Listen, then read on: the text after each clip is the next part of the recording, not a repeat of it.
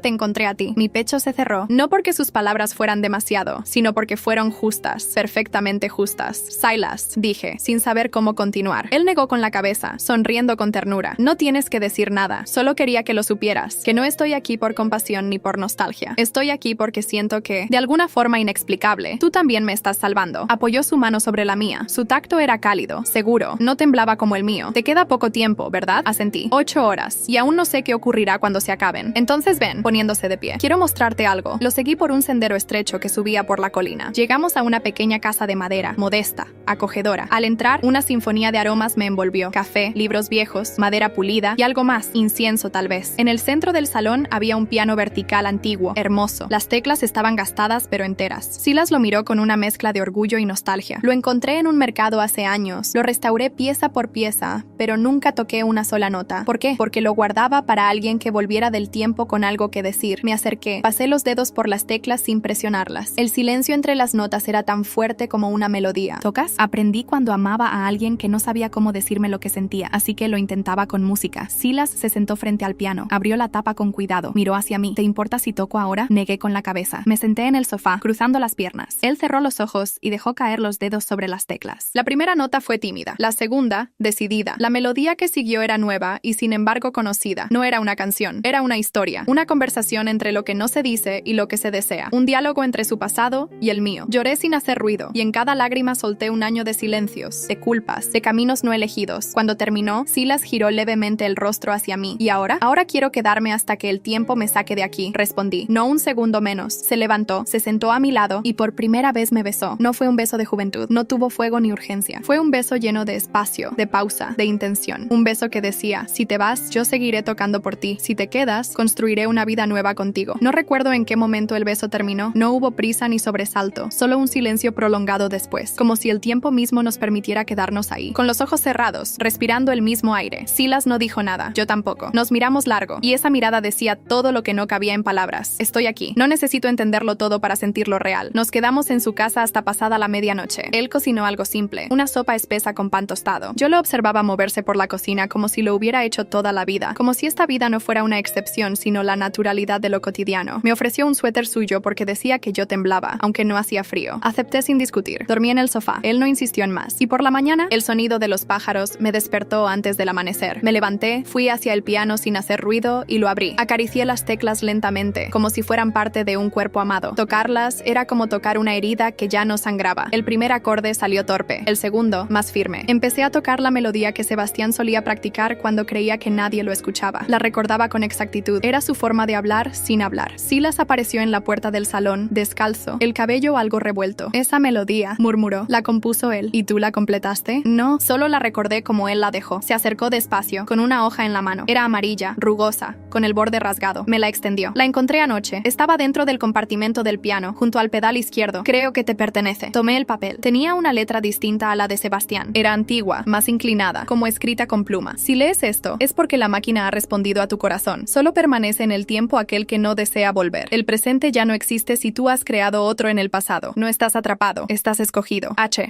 Pregunté. Silas asintió. Silas, pensativo. No sé quién es, pero encontré piezas sueltas de este sistema cuando restauré el piano. Al principio creí que era parte de un experimento acústico. Luego encontré planos y mecanismos que no tenían sentido físico. ¿Tú la activaste? No, pero fui parte de su reconstrucción. Me miró con una mezcla de respeto y culpa, como si algo me guiara sin saberlo hacia ti. La hoja temblaba entre mis dedos. Entonces no voy a volver, solo si lo deseas con todo tu ser. Su voz era suave, sin urgencia. Pero si estás aquí, si aún estás aquí, tal vez ya decidiste quedarte. Me senté al piano otra vez, miré las teclas. La vida quizás no era una línea recta, quizás era un ciclo, y algunas personas simplemente necesitaban vivir al revés para encontrar su sitio. Toqué otra nota y otra. Silas se sentó a mi lado, no habló, no interrumpió. Y en esa música que nunca fue terminada, sentí que por fin estábamos escribiendo algo que era solo nuestro. Regresé a la casa de los Payne sola. El cielo estaba encapotado, como si incluso el clima supiera que lo que venía no iba a ser fácil. En el bolsillo de mi abrigo llevaba una copia del diario de Sebastián, cuidadosamente envuelta en papel grueso, y una carta escrita por mí la noche anterior, una que me costó cada línea, como si la estuviera sacando del hueso. June me abrió la puerta con los ojos enrojecidos. Al verme, no sonrió, solo me hizo a un lado y me dejó pasar, como si esperara algo, como si supiera. Callum estaba en la sala con un vaso de whisky medio lleno. El ambiente era tenso. La chimenea crepitaba, pero no daba calor. Pensé que ya no volverías, dijo él. Yo también, respondí. June se sentó al borde del sofá. Sus manos temblaban apenas. Había estado llorando. Llevaba el cabello recogido de cualquier forma y una manta sobre las rodillas. Sebastián está en la habitación del fondo. Llegó anoche. No quiso cenar, no quiso hablar, solo se encerró. Algo le pasa. Le pasa que ya no está cargando una mentira, dije suavemente. Callum alzó la vista, frunciendo el ceño. ¿Qué estás diciendo? Me senté frente a ellos. Saqué el paquete del diario y la carta. Él siempre supo que Gillian no murió por accidente. Sabía que estaba escapando de algo, pero no lo dijo. Se tragó esa culpa durante años. Ustedes lo vieron apagarse y pensaron que era por amor perdido. Pero era más que eso. Era vergüenza, impotencia, rabia. ¿Y tú cómo sabes eso? Preguntó Callum con dureza. Porque lo leí, porque lo viví. Tragué saliva. Porque vine del futuro para evitar que él muriera con ese peso. June se tapó la boca, pero no lloró. Ya no le quedaban lágrimas. Tienen que dejarlo ir. Tienen que soltarlo. Extendí la carta hacia Callum. Él no la tomó al principio. Solo la miró como si fuera una granada a punto de estallar. ¿Qué es eso? Mi despedida y mi promesa. Callum la tomó con dedos rígidos. Abrió el sobre con torpeza. La leyó en silencio. Yo me dirigí a June. Tú me viste como la mujer que podía ayudarlo. Yo también lo creí. Pero ayudar a alguien no significa aferrarse. Significa saber cuándo dar un paso atrás. June rompió a llorar, esta vez en silencio. Asintió con un leve gesto y se aferró a la manta como si fuera todo lo que tenía. Me levanté y caminé hacia la habitación del fondo. La puerta estaba entreabierta. Toqué suavemente. ¿Puedo pasar? Sebastián no respondió. Entré. La habitación estaba en penumbra. Él estaba sentado en el suelo junto a la cama, con las piernas estiradas y la mirada perdida. Llevaba una camisa sin abotonar del todo y los ojos enrojecidos. A su lado, el piano digital que usaba para componer en secreto. Gillian está viva, dije sin rodeos. Él no reaccionó. Está bien, tiene otra vida y no quiere volver a arrastrarte a su pasado, pero te amó mucho, más de lo que tú supiste, y te protegió. Sus ojos se cerraron un momento. Tú lo sabías desde siempre, pero elegiste callar. ¿Y tú? Preguntó al fin. ¿Qué haces aquí? Vine para liberarte. Me arrodillé frente a él, saqué la última hoja del diario, aquella que aún no le había mostrado. La dejé a su lado. Este era tu último arrepentimiento. No haberla salvado, no haber dicho nada, no haber enfrentado a tus padres. Yo ya no puedo cambiar tu historia, Sebastián, pero tú sí. Me puse de pie, me incliné, lo besé en la frente y susurré. Vive para ti, no para lo que perdiste. Cuando salí de la habitación, Callum estaba de pie en la entrada. Había leído la carta. La empresa no será de él, dijo con voz baja. Ya contacté con un comprador. Él no tiene que seguir en esto. Lo miré con sorpresa. ¿En serio? ¿En serio? Dijo con cansancio. Estuve equivocado mucho tiempo. June se acercó y me abrazó fuerte. Vuelve a casa donde seas feliz. No respondí, solo sonreí. Cuando crucé la puerta, el viento me golpeó con fuerza, como si me empujara hacia lo que venía. Al fondo de la calle, Silas me esperaba con las manos en los bolsillos, los ojos tranquilos, el cuerpo ligeramente inclinado hacia adelante, como si supiera que yo iba a volver, y lo hice. Corrí hacia él, lo abracé y esta vez no era un adiós, era el principio. La noche caía lenta sobre Fairbridge, pero no como una despedida. Era más bien un suspiro, un susurro que decía, aún estás a tiempo. Silas y yo caminábamos por un sendero de piedra que bordeaba un pequeño bosque bosque al este del pueblo. El cielo, ya oscuro, estaba cubierto de estrellas. No hablábamos. Él tenía su mano entrelazada con la mía, con la calma de quien no necesita apurar el destino porque por fin está caminando a su lado. Cuando llegamos a la cima de la colina, la misma donde días antes yo lo había visto tocar el piano por primera vez, nos sentamos sobre una manta vieja que él había traído en una mochila. Encendió una linterna, la colocó dentro de un frasco de vidrio y la dejó entre nosotros, como si fuera una fogata en miniatura. Recuerdo haber soñado con esto, dije. No contigo, no con este lugar, pero sí con este momento. La sensación de estar exactamente donde debía. Silas me miró con una sonrisa leve. A veces los sueños son recuerdos adelantados, dijo. Apoyé mi cabeza en su hombro. El silencio nos envolvía, pero no era vacío. Era lleno de todo lo no dicho, todo lo sentido, todo lo ganado a pulso. He pensado en la carta, dije al fin. En lo que decía la de H. Dice que no estoy atrapada, que fui escogida, que no hay regreso si ya encontré un presente nuevo. ¿Y eso te asusta? Negué con la cabeza. Me alivia, me libera. Pensé que tenía que volver para restaurar algo roto, pero ahora entiendo que el verdadero propósito era quedarme para construir algo que nunca existió. Silas guardó silencio por un momento. Luego dijo con una voz más baja: quiero que te quedes. No porque seas parte de mi pasado, sino porque eres mi futuro. Levanté la mirada hacia él. Sus ojos brillaban con la luz suave del frasco iluminado. Le tomé la mano. Y tú el mío. Nos recostamos sobre la manta. El cielo parecía más cercano desde ahí. Las estrellas eran nítidas, presentes, como si quisieran escucharnos también. Entonces lo sentí. Un zumbido leve, apenas una vibración en el aire. Me incorporé de golpe. ¿Lo oíste? Silas también lo sintió. Ambos nos quedamos quietos. El frasco tembló. La linterna parpadeó. Y por un instante, el aire pareció doblarse sobre sí mismo, como si el tiempo quisiera cerrarse. Pero no ocurrió nada más. Solo silencio. Solo nosotros. La linterna volvió a estabilizarse. El zumbido desapareció. ¿Qué fue eso?, preguntó él. Tomé su mano. La apreté con fuerza. La máquina quiso probarme. Quiso ver si aún deseaba volver. ¿Y qué le dijiste? Lo miré a los ojos. Sonreí. Que ya no me pertenece. Nos quedamos allí hasta que el cielo comenzó a clarear. Y cuando la primera luz del alba tocó su rostro, supe que había cruzado una frontera invisible. Ya no era la mujer que vino a reparar un pasado. Era la mujer que había elegido, con plena conciencia, construir un futuro. Los días pasaron como el goteo de una fuente tranquila, sin prisa, sin sobresaltos, sin miedo. En ese nuevo tiempo no había relojes que contaran hacia atrás, solo pasos hacia adelante. Silas y yo comenzamos a vivir una rutina extraña, hecha de momentos que parecían pequeños, pero contenían algo más grande que cualquier máquina del tiempo: sentido. Yo me levantaba temprano, caminaba hasta el café de la plaza. A veces compraba pan tibio, otras veces flores. Me gustaba llenar la casa con ellas, como si fueran una forma silenciosa de decir: hoy también elegí quedarme. Silas trabajaba en su taller. No arreglaba relojes ni restauraba instrumentos para venderlos. Lo hacía como quien sana con las manos. A veces me llamaba solo para que lo viera terminar una pieza. Y por las noches compartíamos una copa de vino junto al piano. A veces él tocaba. A veces yo lo escuchaba en silencio. A veces bailábamos descalzos, como si tuviéramos 20 años menos y una vida entera por delante. Una tarde, mientras colgaba unas camisas en la terraza, encontré en una caja olvidada una foto de Clara. Estaba apoyada en una bicicleta, sonriendo a la cámara con los ojos llenos de esa alegría tranquila, que solo se ve en las personas que no necesitan probar nada. Silas llegó en ese momento. Me vio con la foto en la mano. No dijo nada. Era hermosa, dije. Lo era, respondió, y me pasó un brazo por la espalda. ¿La amas todavía? Él me miró sin evasivas. Sí, pero no como antes. Ahora la amo como se ama a alguien que te enseñó a vivir, no como alguien con quien todavía sueñas por la noche. Me giré hacia él. Sus ojos eran tan claros como la primera vez. ¿Y a mí? Silas se acercó, no con urgencia, sino con una firmeza serena. A ti te amo con el tiempo que me queda. Y me besó. No como antes. Esta vez no fue un beso de duda ni de promesa. Fue un beso completo, un beso de presente. Un beso que decía: no estás de paso, eres casa. Después del beso nos quedamos abrazados un largo rato. ¿Crees que alguien más tenga la máquina ahora?, le pregunté. No importa. No sirve para escapar, solo para encontrar. ¿Y tú qué encontraste? Me miró y con una sonrisa apenas esbozada respondió: a alguien que se perdió para que yo pudiera volver a mí. Esa noche encendimos velas en vez de lámparas. Cocinamos juntos. No celebrábamos una fecha, solo celebrábamos que el día había sucedido. Y mientras lo observaba cortando zanahorias con ese gesto concentrado que tenía, supe que aunque todo esto hubiera sido una ilusión, yo la viviría 1000 veces más. El teatro de la ciudad estaba lleno de una forma distinta, no de ruido ni de expectación vacía, sino de una emoción contenida, casi sagrada. Las luces eran suaves, el escenario íntimo, y entre el público se respiraba un silencio que no temía a la pausa. Yo estaba sentada en la tercera fila al centro. Silas me sostenía la mano, su pulgar dibujando círculos distraídos sobre el dorso de la mía. A mi izquierda, Gillian, con un vestido azul oscuro y una expresión que solo había visto en rostros que por fin soltaron el peso de un mundo. El telón subió sin dramatismo y entonces lo vimos. Sebastián, solo frente al piano, vestido de negro, el cabello ligeramente más largo, el rostro más tranquilo. Ya no tenía esa rigidez del hombre que cargaba fantasmas. Tenía el gesto de quien al fin se había encontrado con su propia voz. Sus dedos tocaron la primera nota. No era una melodía conocida, era nueva, propia. No estaba tocando para para nadie más. Tocaba para sí mismo. Durante los siguientes minutos, la sala se llenó de algo que no se podía nombrar. La música no buscaba conmover, no buscaba perdón. Era la rendición pura de alguien que por fin había dejado de huir. Cuando terminó, el público aplaudió, no con frenesí, sino con reverencia. Chilean no aplaudió, solo se quedó quieta, los ojos brillando. Yo me incliné hacia ella y susurré. Él sobrevivió. Ella asintió sin palabras. Y tú también. Después del concierto no lo buscamos. No había necesidad. El amor a veces también es dejar ir sin drama. Esa noche Silas y yo caminamos hasta casa. No hablamos mucho. El sonido de nuestros pasos sobre la acera era suficiente. Cuando entramos, había una carta en la entrada. No tenía remitente, solo decía, para quienes eligieron quedarse. La abrí con manos temblorosas. Dentro, una hoja escrita a mano.